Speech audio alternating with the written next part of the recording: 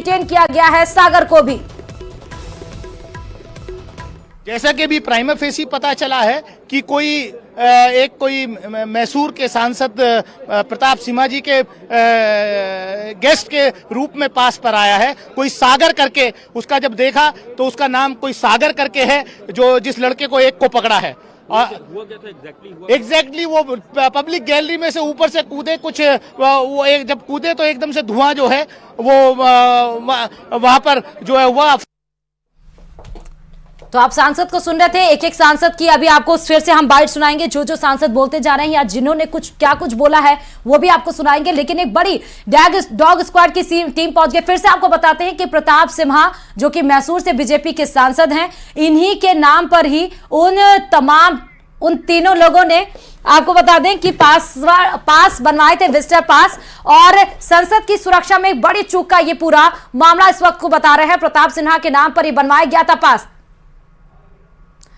अमोल और नीलम को फिलहाल पुलिस ने डिटेन कर लिया गया है। सागर जो कि वेल के अंदर कूदता हुआ नजर आया संसद की कार्रवाई पर, जो ये शख्स आपको बीच तस्वीरों में दिख रहा है, ये शख्स, इसको बताया जा रहा है सागर।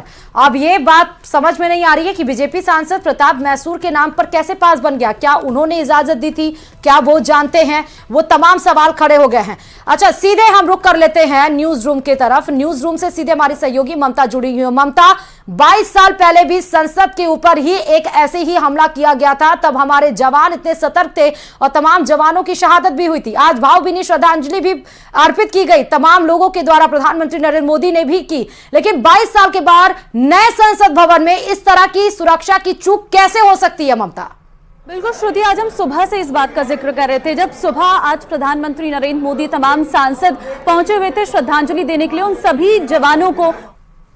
चूक हुई है, इसमें पूरी जांच होनी चाहिए। मैं कह रहा हूं इसके अंदर कोई भी दोषी हो, चाहे सिक्योरिटी के लोग दोषी हो या किसी मंत्री के विजिटर थे या किसी और के गेस्ट थे, तो ये भी जांच होनी चाहिए आखिर वो गेस्ट किसके थे, किसके कहने से किसके पास से वो अंदर एंटर हुए थे। कुछ आइडेंटिटी का पता चला है, कौन लोग थे, कहाँ थे, ऐसा कुछ उनके पास को?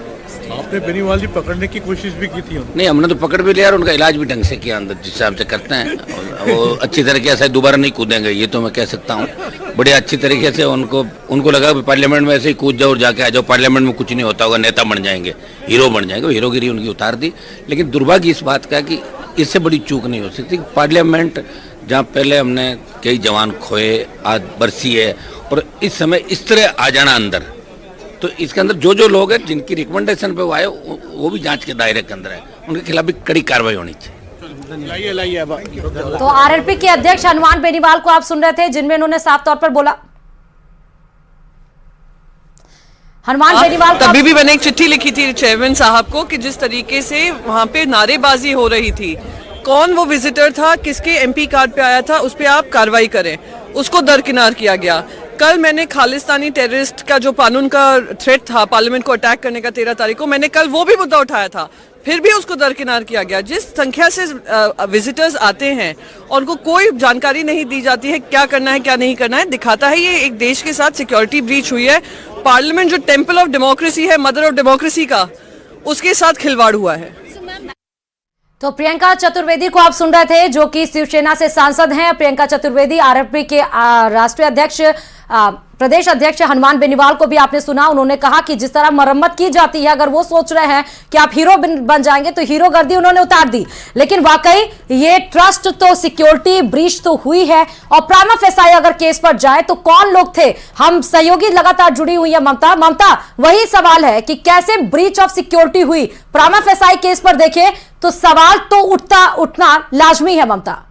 श्रुति, सवाल उठना लाजमी है, और क्योंकि हम देख रहे हैं जो तस्वीर हमारे सामने आई है, सिर्फ 1-2 चेयर नहीं बल्कि 3-4 चेयर को कूद कर जो है वो आरोपी आगे निकले हैं। और ये भी बताया जा रहा है कि कुछ बाहर पर भी प्रदर्शन कर रहे थे। देखिए, ये पूरी सुनियोजित तरीके से किया गया है, और विजिटर पास बकायदा इनके पास है, जिनसे ये एंट्री करते हैं, जिस पर सवाल भी उठाए जा रहे हैं कि आसानी से किसी भी विजिटर को अंदर आने दिया जाता है, चेकिंग नहीं की जाती है। इस पर भी सवाल सांसद उठा रहे हैं। हालांकि अगर हम 22 साल पहले और आज की घटना को देखें, सुरक्षा में बदलाव जरूर किया गया। अब सुरक्षा कड़ी जरूर की गई थी, लेकिन अभी भी उस सुरक्षा को और कड़ा करने की जरूरत। आज ही सुबह आप जानते हैं 2001 साल में 13 दिसंबर हमारे नया पुराने जो पार्लियामेंट हमला हुई थी, आज हमला बर्स थी और सुबह हम लोग वो शहादत जो दिए थे हमारे